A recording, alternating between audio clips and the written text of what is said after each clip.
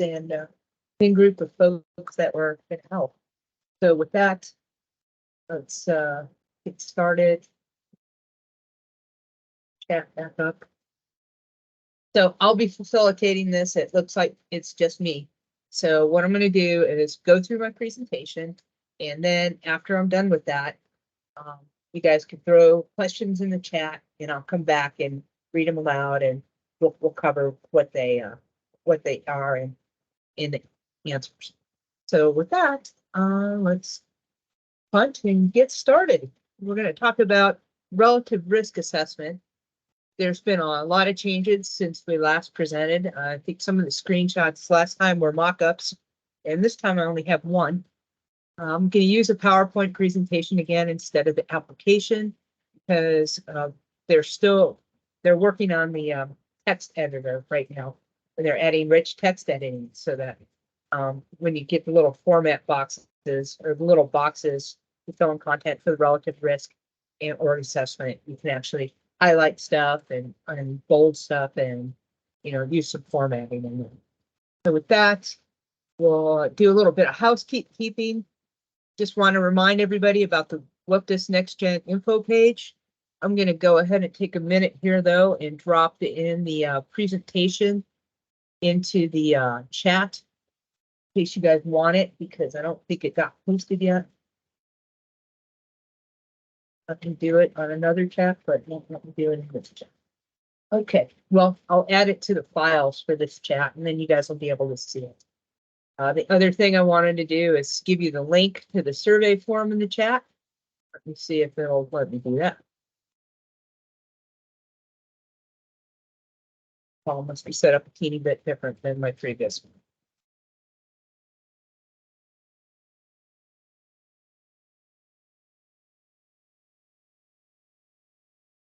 Okay. Not working for me either. So not sure what's going on there. Oh, there it goes. So with that, we'll start moving along. I'll cut a couple things from the web. Here's the WFDSS NextGen page. Last I checked, they only have session 10 up. Session 11 will be getting added. There'll be a link to this form. It's a short form, so if you please take a few minutes and fill that out, that'd be awesome. Just so you know, upcoming is the WFDSS UAT login. It'll be part of the Wildland Fire application portal and FAMOP. They got a few bugs to work out, and then we'll be getting people into the user acceptance testing, and there'll be some instructions coming with that. It's 90% launched. Today's session will be covering the relative risk and how it falls to PMS 236. With that, we'll dive in. Once you do get logged into WFDSS, you'll have your incident page where you, well, it's wherever you choose to land. I land on the incident page in my profile. Then you need to search for your incident that you want to work with.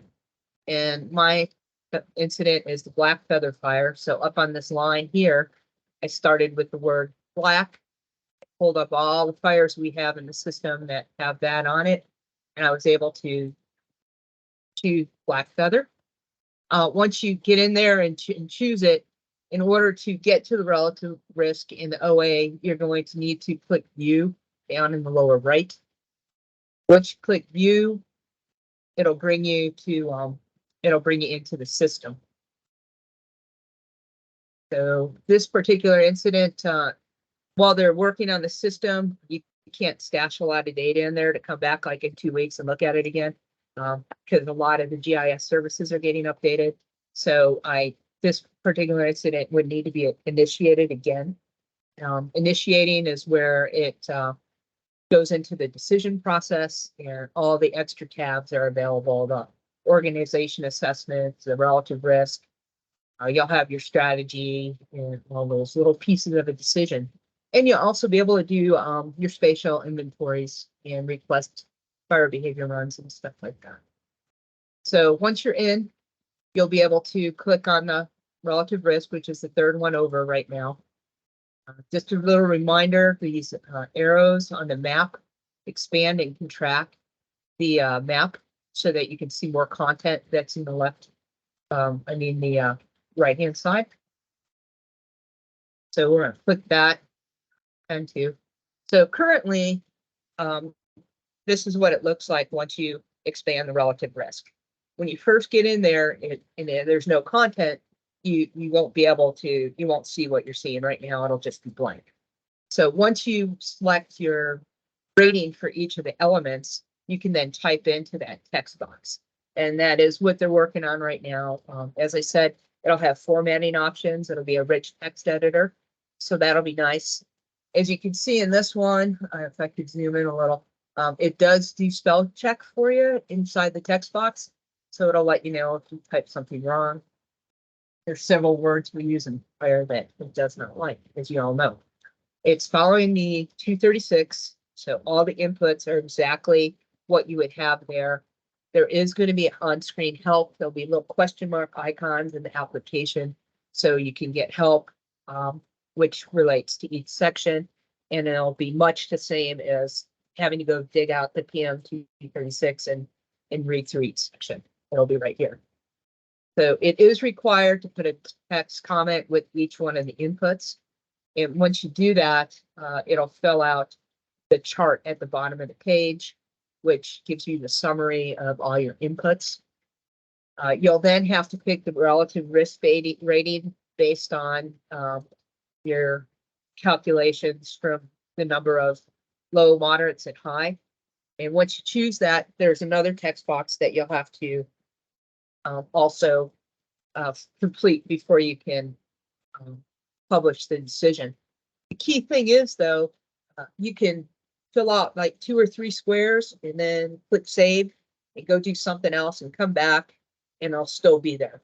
You can navigate in the application, you can log out and come back 2 hours later. So you can save as you go. One interesting thing, it does give you little more warning messages, especially when you want to go to publish it. It'll tell you it'll need to be saved, which is kind of nice. I wanted to cover the publishing steps. I found this a little confusing, so just want to make sure it was clear for everyone. What you're first going to do when you're ready to publish it, after you've filled everything out, you'll click the Ready to Publish checkbox. After that, you need to go and click Save it. Even if you had just previously saved it, this is a little self-check to make sure that everything's right and you're really ready to publish. So once you click Save, you can go back and hit the big blue Publish button. These buttons are grayed out. The Publish button is until you click the Ready for Publication. Moving along, once that gets done, you can move to the org assessment. You can't complete an organizational assessment unless you have a relative risk, because that's the first element in the OA. There's 2 parts to the organization assessment now. You'll have your Part C, then you also have Part D, which you'll have to fill out if you pick a CIMT, a Type 1 or a Type 2 team. I know that's changing, and the application's ready to change with it as that occurs. So moving on, once you get into that portion, you again have all the input boxes that you have in the PMS 236. You have to put text with all of them once again, and they'll give you the summary chart at the end so you can pick your organization. They'll highlight all the high, moderate, and low, as you can see here. And then end user can choose what they want and provide a comment. Just as with the relative risk, you click save whenever. Based on my IT experience, I save often, but it's been pretty stable when the GIS and all the text boxes and everything are working. So I think you guys will be pretty happy with that. This particular one was a Type 1, so that requires Part D. It won't let you publish it without Part D as we move along. So let me show you Part D real quick.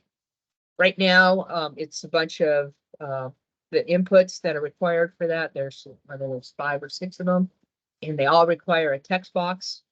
They're also going to give you this chart. This is my only mock-up slide. They haven't finished this portion yet, but they're also proposing a summary like this to show the functional complexity. in the feedback for the session, please let us know how you feel about that. So once you choose your or add all your inputs, you can now go back to this page. Nothing's changed here on the previous Part B or Part C section, and you can get ready to publish it. Again, those publishing steps are the same as you had to go through for the previous relative risk.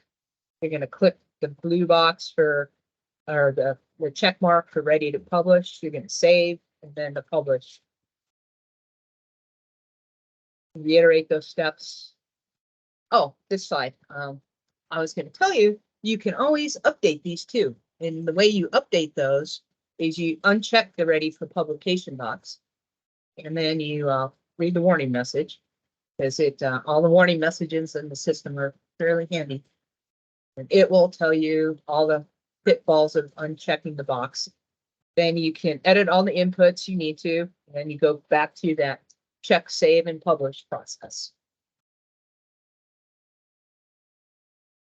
So each section will have information and charts to assist the users. This is currently in planning and development. What that means is like length of season. You could be provided a season ending graph that help tell you which part of the season you're in. There could be some other inputs, like for the proximity to values at risk. You may get a values at risk proximity image. So we're currently looking for input on what kind of tools would help folks work through relative risk sections and inform their decision making at that time. So part of the process, the reason they're doing this is so you don't have to stop and then pull up 5 different web pages to find data, trying to make it easy to have that access right there in the application when you need it. So that's all with the relative risk that's been updated. Some new colors, things are working as designed right now, and you're going to have a rich text editor hopefully available in a couple of weeks. So please take some time and fill out the survey form. Also in the PowerPoint, which I will drop in the chat files, there'll be a last slide with a bunch of useful links to help navigate different WFDSS info sites. I provided spatial fire planning, as well as a general page, which goes to WFDSS NextGen feedback. This page can be used for any kind of feedback for WFDSS NextGen, things you'd like to see in the application and stuff like that. So there'll be a link to this one, so you can provide any input and ideas. So with that, let's move over here and take a look at some of the questions. The first question is, in legacy WFDSS, the relative risk and org assessments are independent of decisions, can be updated and republished without republishing a decision. I do expect that the NextGen will work the same way. That's exactly, you can update it and not have to publish a decision is what I heard last. Not sure if we picked up any of the RD&A folks that can verify that that's still working, as I heard on a conference call. So yeah, that's the expected behavior still. Are there any other questions?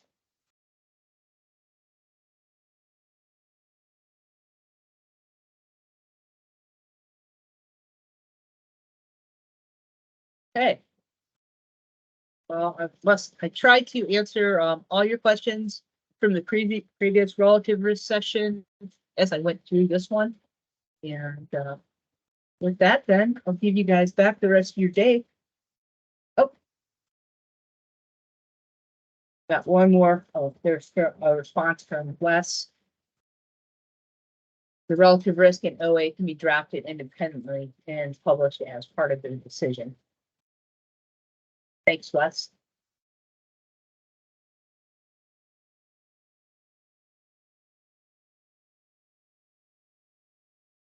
Any other questions out there? And Wes, so So you can't do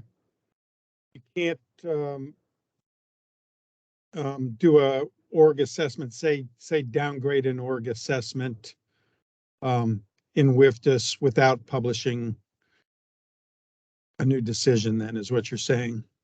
So the new decisions get published as part of the periodic assessment, Peter. So there's no longer like a full-blown new decision, so to speak. Every time you publish a periodic assessment, it'll pull any updates from the system and give you a new completed WFDS PDF decision. It just is a more of a living document conceptually. Okay, and then so I guess this is kind of out of the side of the scope of this one. So then I guess I missed that that one there. So like so currently periodic assessments, only one approver needs to approve those.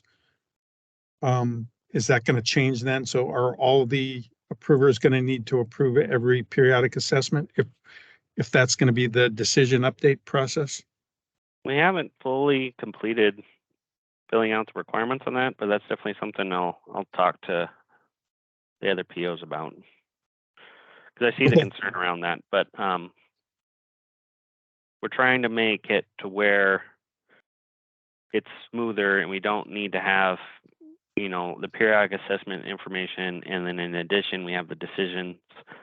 Apart from that, we're trying to include them all into more of like a living document, so to speak. So you have your updates for every periodic assessment together. Yep, I like the concept, but I do see that it could cause some issues trying to get, if you've got a multi-jurisdictional decision, trying to get everybody on board for every periodic assessment is going to be challenging. Yeah, and I don't disagree with you there, and I know we've talked a little bit about, you know, different solutions for that. I don't think we've landed on any particular one yet. But we're going to have more conversation on it when we get closer to actually implementing the decision approval process. All right. I mean, I can see workarounds, just pulling off for the interim. Yeah, and so the other nuance with relative risk and org assessment, I was going to let folks know. So when you do a relative risk and you mark it ready for publish, we're going to go ahead and push that value to Irwin as if it was, you know, a published relative risk, so to speak. But we're not going to have an independent document for relative risk. Like right now, you can just publish a relative risk. We're not going to have a relative risk published in NextGen. It'll submit a value to Irwin, and then you can come back and, you know, complete your decision if you need to. Otherwise, it's just reported in Irwin. And then everything else will get pushed to Irwin upon completing the decision. So all the other values. So just relative risk is where we're pushing initially. All right. The org assessment. Yeah, the org assessment and, you know, the time date published, all that stuff, that will come with the actual publishing of decision.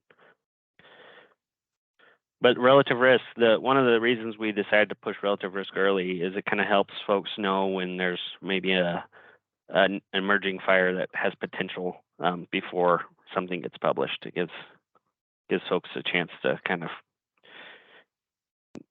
get a better pulse on what's going on or do some DDSC support or something like that. All right. I do see some, again, it's kind of along those same lines, some downsides to the org assessment being tied to I guess I'll just have to see how it pans out here. But if, like, on the downslope of an incident, again, back to that, if you have to republish every time, I could see people not wanting to do an assessment, a periodic assessment, every, you know, as the incident glides out and becomes less complex every time you downgrade complexity. But maybe I just have to see how that. Yeah, we have some solutions in the works for that. I don't want to go too deep in those details because that's not the Yep. purpose of this call. But Yep. yeah, Peter, we definitely have talked about that exact thing a couple times. All right, good. Thanks. Appreciate it. Thanks, guys, for that conversation. Devil's always in all those little back end business details. Last chance for any other questions? Okay, with that, thanks everybody and have a good rest of your day.